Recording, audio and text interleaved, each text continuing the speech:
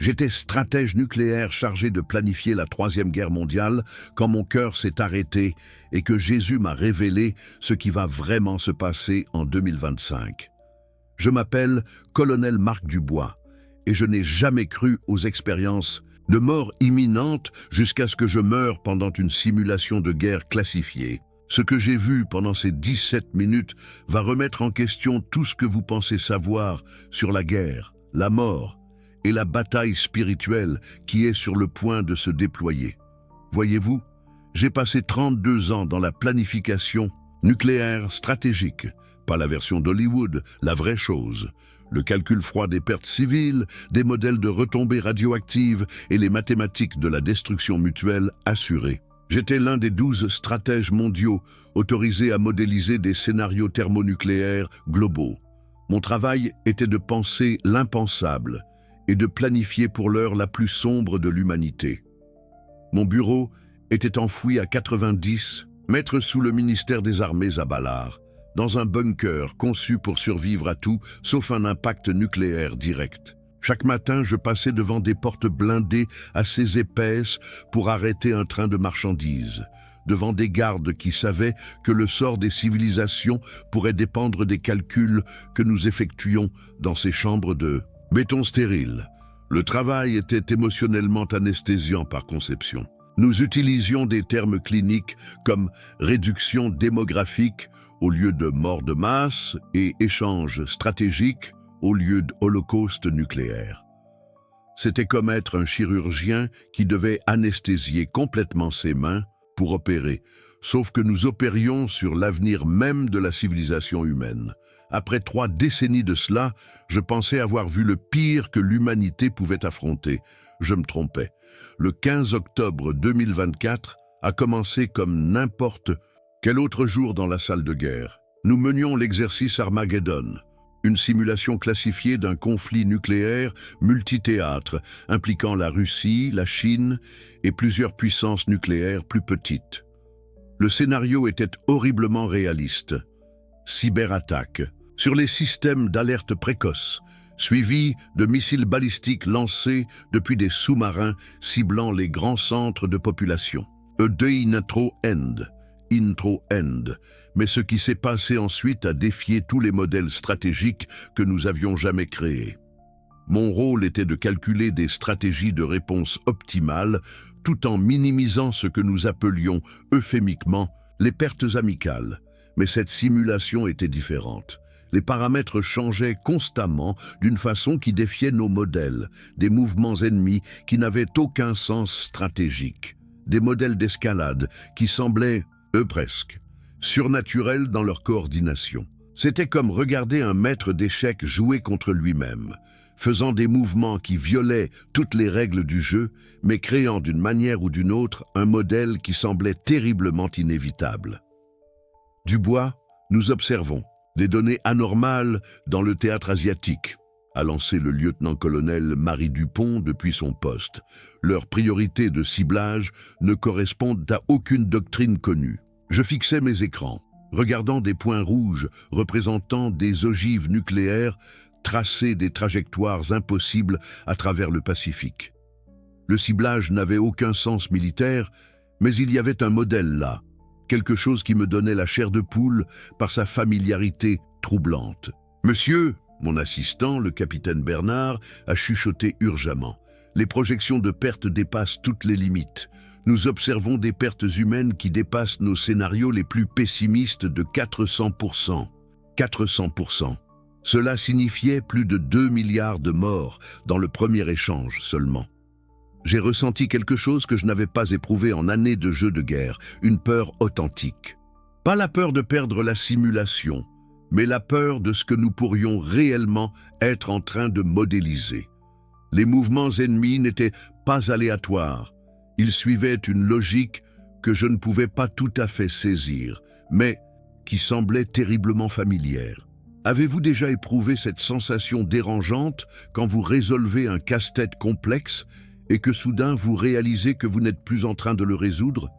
Vous êtes piégé à l'intérieur. C'est ce qui se passait dans ce bunker, à 90 mètres sous terre. alors que je regardais la fin potentielle de l'humanité se jouer en temps réel. Je me suis penché sur mon clavier, mes doigts volant sur les touches, alors que j'entrais les dernières variables. Les chiffres qui sont apparus sur mon écran m'ont rendu physiquement nauséeux. Des nations entières réduites à des probabilités statistiques, des enfants qui ne grandiraient jamais, représentés comme des pourcentages de déclin démographique.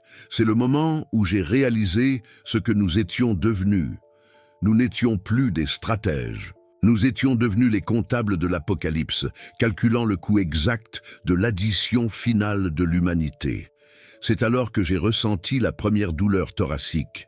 Cela a commencé comme une douleur sourde, comme quelqu'un appuyant son pouce contre mon sternum. Je l'ai ignoré. Le stress n'était rien de nouveau dans ce travail. Mais alors que je continuais à calculer le nombre de victimes dans les grandes métropoles européennes, la douleur s'intensifiait. « Monsieur, allez-vous bien ?» Le capitaine. Bernard avait remarqué que j'agrippais le bord de mon bureau. « Ça va ?» J'ai menti, bien que la sueur perlait maintenant sur mon front. La douleur se répandait dans mon bras gauche comme du feu liquide. Relance simplement le scénario de Londres. Quelque chose cloche. L'ironie ne m'échappait pas. J'étais là, calculant comment des millions pourraient mourir dans un feu nucléaire pendant que mon propre cœur commençait à faiblir. Mais l'exercice devait continuer. La sécurité nationale dépendait de ces simulations. J'ai réussi à entrer les paramètres de Londres avant qu'une douleur écrasante frappe ma poitrine comme un marteau de forge. La douleur était si intense que je ne pouvais pas respirer, ne pouvais pas parler. La salle de guerre autour de moi commençait à se brouiller et à tourner. Urgence médicale dans le centre de planification stratégique. Bernard criait dans son casque. « Nous avons besoin d'un infirmier ici maintenant. » J'ai essayé de me lever, j'ai essayé de lui dire que j'allais bien, mais mes jambes ont cédé. En tombant, ma dernière pensée cohérente était à propos de l'exercice. Nous étions au milieu de modéliser la destruction de la civilisation occidentale, et j'étais sur le point de mourir dans un bunker conçu pour survivre à cette catastrophe même. L'équipe médicale arriva en quelques minutes. Elle le devait, vu le niveau de classification de notre installation. Je me souviens du médecin-chef, un médecin militaire du service de santé des armées au geste sûr, qui vérifiait mon pouls en criant des chiffres que je n'arrivais pas à assimiler. Événement cardiaque massif, il faut l'amener en surface maintenant. Mais il n'y avait pas de temps. Alors qu'il me soulevait sur la civière, mon cœur s'arrêta complètement. La dernière chose que j'entendis fut le bip régulier du moniteur cardiaque qui se mit à sonner en continu, résonnant à travers ces couloirs de béton où nous avions passé tant d'années à planifier la fin de l'humanité. Et puis tout changea. Ce qui se passa ensuite défiait toutes les lois de la physique que j'avais jamais étudiées. Les néons du bunker s'estompèrent, remplacés par quelque chose d'impossible à décrire. Ce n'était pas l'obscurité, c'était l'absence de tout ce que j'avais toujours connu comme réel. Je flottais, dérivant loin de mon corps, regardant l'équipe médicale travailler frénétiquement pour ranimer le cadavre que j'avais laissé derrière moi. Avez-vous déjà regardé le film de votre propre existence depuis l'extérieur? C'est exactement cette sensation, sauf que le film touchait à sa fin, et je regardais le générique défiler sur tout ce que je croyais savoir de l'existence. Je pouvais voir le capitaine Bernard debout dans l'embrasure de la porte. Le visage, un blême de stupeur. Je pouvais voir la simulation de guerre continuer sur les écrans autour de mon poste de travail. Ces points rouges traçaient encore leur chemin de destruction à travers les cartes numériques du monde. Mais rien de tout cela ne semblait plus important. Ce qui se passa ensuite briserait tout ce que je pensais savoir sur la guerre, sur la mort et sur la bataille qui arrive vraiment en 2025. Mais d'abord, vous êtes-vous déjà demandé ce qu'est vraiment la conscience? Parce que ce que je vais partager va remettre en question tout ce que vous pensez savoir sur la nature même de la réalité. Alors que mon cœur s'arrêtait de battre, je me retrouvais dans un lieu plus lumineux que tous les éclairs nucléaires que j'avais pu calculer. La transition fut instantanée. Un moment, je ressentais cette douleur écrasante dans ma poitrine. L'équipe médicale criait autour de moi, et l'instant suivant, le silence. Un silence complet, profond. Je n'étais plus dans cette salle de commandement du ministère.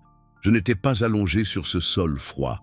J'étais debout dans ce que je ne peux décrire que comme un tunnel de pure lumière. Mais ce n'était pas la lumière douce et chaude que vous pourriez imaginer. C'était intense, presque cristallin, comme regarder directement dans le cœur d'une étoile, mais cela ne faisait pas mal aux yeux.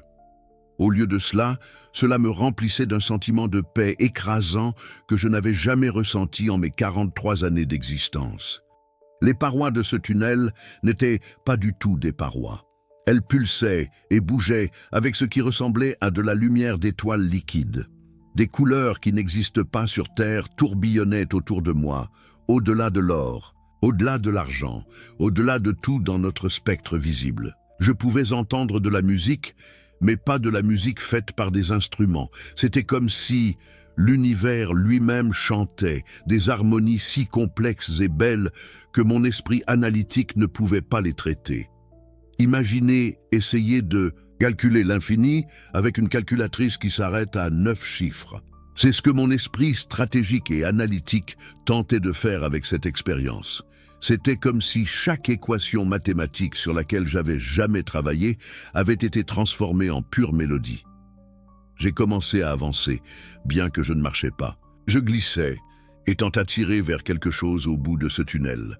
Tandis que je me déplaçais, je pris conscience que je n'étais pas seul. Des êtres de pure lumière m'accompagnaient, ne parlant pas, mais communiquant par pure pensée et émotion. Ils rayonnaient un amour si intense qu'il m'aurait submergé si j'étais encore dans mon corps physique. Ce n'étaient pas des anges avec des ailes comme dans les peintures. C'était de la lumière consciente, pulsant avec une sagesse qui semblait plus ancienne que l'univers lui-même. Puis je le vis. Au bout du tunnel, une figure attendait. Je sus instantanément qui c'était, bien qu'il ne ressemblât en rien aux représentations que j'avais vues dans les églises de ma jeunesse en Provence. Jésus était grand, radieux, avec des yeux qui contenaient la profondeur de l'éternité. Quand il me regarda, j'eus l'impression que chaque secret que j'avais jamais gardé, chaque calcul que j'avais fait pour planifier une guerre nucléaire, chaque moment de doute et de peur dans ma vie était mis à nu devant lui. Mais il n'y avait aucun jugement, seulement l'amour. Un amour pur, inconditionnel, transformateur. Jésus me tendit sa main et au moment où il le fit, tout autour de moi changea. Nous n'étions plus dans le tunnel. Nous étions debout dans ce que je ne peux décrire que comme une salle de guerre, mais pas comme aucune que j'avais jamais vue.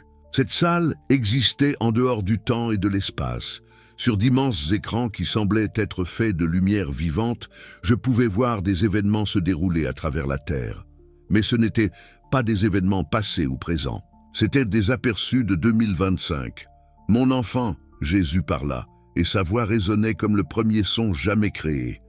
Tu as passé ta vie à calculer les façons dont l'humanité pourrait se détruire elle-même. Mais je veux te montrer ce qui arrive vraiment. La première vision qu'il me montra fut dévastatrice. Je vis des tensions s'intensifier entre les grandes puissances mondiales de telle façon que notre situation actuelle paraissait un simple désaccord diplomatique. Les arsenaux nucléaires, que j'avais aidé à calculer et planifier, étaient mis en position. Les stratégies mêmes que j'avais développées étaient mises en œuvre, mais pas pour les raisons pour lesquelles je les avais conçues. La guerre pour laquelle tu t'es préparé, continua Jésus, n'est pas la guerre qui vient. En 2025, l'humanité devra faire face à un choix qui va bien plus loin que les armes nucléaires ou le pouvoir politique. Ce sera un choix entre l'amour et la peur, entre l'unité et la division, entre la lumière que je représente et les ténèbres qui cherchent à consumer votre monde. Réfléchissez à ceci. J'avais consacré 32 ans à calculer comment remporter des conflits avec des armements. Mais il me montrait une guerre où le champ de bataille est le cœur humain, et la seule arme qui compte est l'amour lui-même. Il me montra des villes où la peur s'était emparée si complètement que les voisins se retournaient les uns contre les autres. J'ai vu des réseaux sociaux être transformés en armes d'une manière qui rendait les armes nucléaires primitives. La vraie guerre n'allait pas être menée avec des missiles et des bombes. Elle allait être menée dans le cœur humain, dans la conscience de chaque personne sur Terre. Imaginez un virus qui n'attaque pas le corps, il attaque l'âme. C'est ce que j'ai vu se répandre à travers l'humanité en 2025. La peur devenant si contagieuse qu'elle transformait l'amour lui-même en victime de guerre. Mais alors, les visions changèrent. Jésus me montra quelque chose qui ébranla mon esprit stratégique devant tant de possibilités. J'ai vu des communautés se rassembler de manière sans précédent. J'ai été témoin de gens ordinaires, choisissant l'amour plutôt que la peur, même quand cela leur coûtait tout. J'ai observé comment des actes de compassion et de pardon créaient des effets d'onde qui transformaient des nations entières. Les armes nucléaires, autour desquelles tu as bâti ta carrière, dit Jésus en posant sa main sur mon épaule, elles ne sont rien comparées au pouvoir de l'amour libéré dans un cœur humain. L'amour est la seule dissuasion nucléaire qui fonctionne vraiment. C'est la force qui meut l'univers et en 2025, l'humanité sera forcée de se souvenir de cette vérité. À ce moment-là, j'ai compris quelque chose que 32 ans de planification stratégique ne m'avaient jamais enseigné. L'amour n'est pas seulement une émotion, c'est l'arme stratégique ultime. C'est la force qui meut l'univers lui-même. Il me montra moi-même, mais pas la version que je connaissais. J'ai vu un futur moi debout devant les dirigeants européens et mondiaux, ne présentant pas des stratégies de guerre, mais leur enseignant le pouvoir de la transformation consciente. J'utilisais mes compétences analytiques, ma compréhension des systèmes et des probabilités, mais au lieu de calculer la destruction, je calculais les mathématiques de l'amour, les équations probabilistes de la paix. Chaque équation que tu as maîtrisée, continua Jésus, chaque principe stratégique que tu comprends, chaque compétence analytique que tu as développée, elles n'ont jamais été destinées à la guerre. Elles ont été conçues pour ce moment où tu aiderais l'humanité à traverser la plus grande transformation de son histoire. La vision de 2025 continuait de se déployer devant moi. J'ai vu une technologie qui pourrait soit unir l'humanité, soit la fragmenter complètement. J'ai été témoin de l'intelligence artificielle, atteignant des capacités qui forceraient chaque être humain à confronter des questions fondamentales sur la conscience et l'âme. J'ai vu des défis climatiques qui nécessiteraient une coopération mondiale sans précédent, et soit l'humanité s'unirait, soit elle ferait face à l'extinction. Maintenant, voici où cela devient vraiment fascinant, et cette partie suivante a bouleversé ma compréhension de tout. Mais sous toutes ces visions individuelles se trouvait un modèle plus profond, quelque chose qui connectait chaque scène dont j'étais témoin. Et si je vous disais que 2025 n'est pas seulement une autre année sur le calendrier, c'est l'examen final de l'humanité, et la seule façon de réussir est de se souvenir de ce que nous avons oublié, que la conscience elle-même est la technologie ultime. Mais à travers toutes ces visions, un thème restait constant. Le résultat n'était pas prédéterminé.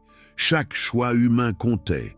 Chaque acte d'amour, chaque moment de pardon, chaque décision de choisir l'unité plutôt que la division faisait basculer la balance des probabilités vers la lumière ou les ténèbres. « C'est pourquoi tu as dû vivre cela », dit Jésus en gesticulant vers les visions nous entourant. « Non pas parce que je veux que tu craignes l'avenir, mais parce que j'ai besoin que tu comprennes ton rôle dans sa création.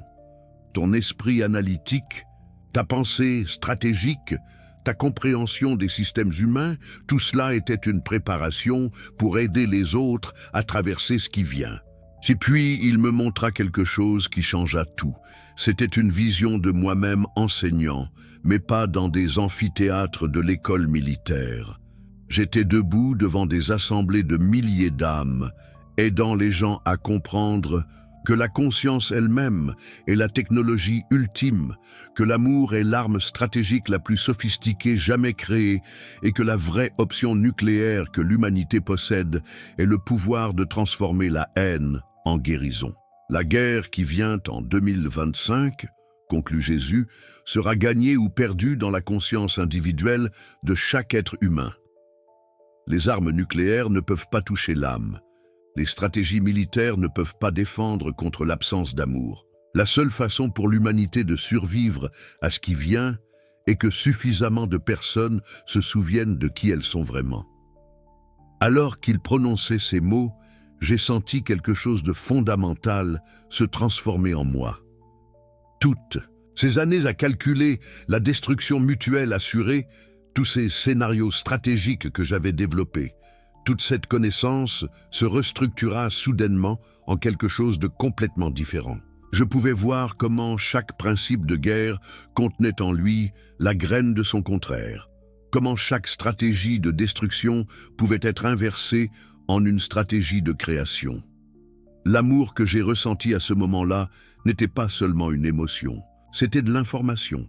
C'était le système d'exploitation de l'univers lui-même et on m'avait donné accès à son code source. J'ai compris que tout ce que j'avais appris dans ma carrière militaire était en fait une préparation pour enseigner à l'humanité comment gagner la seule guerre qui compte vraiment, la guerre entre l'amour et la peur dans le cœur humain.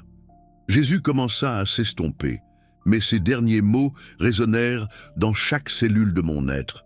« Retourne et enseigne-leur. » Les stratégies de l'amour sont plus puissantes que n'importe quelle arme jamais conçue. Aide-les à se souvenir, avant qu'il ne soit trop tard.